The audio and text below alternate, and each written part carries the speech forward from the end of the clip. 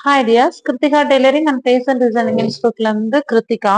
So நிறைய பேர்த்துக்கு என்னன்னு பாத்தீங்கன்னா, இந்த வட்டக்கழுத்து அந்த வட்டக்கழுத்துல வந்து இந்த கர்வ் வந்து எப்படி கொண்டு வரணும் அப்படின்னு நிறைய பேர்த்துக்கு தெரியுது இல்ல.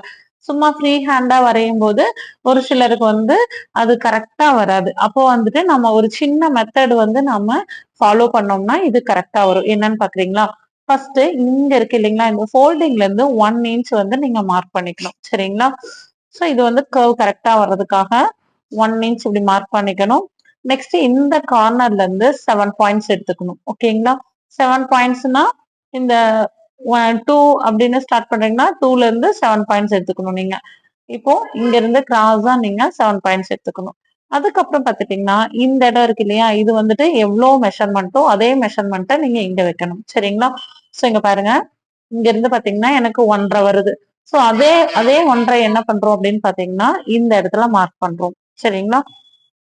சோ மார்க் பண்ணிட்டு நீங்க ஜஸ்ட் மார்க்கரை இப்படி சின்ன சின்ன டாட்டா வச்சு இப்படி கர்வ் கொண்டு வந்துருங்க.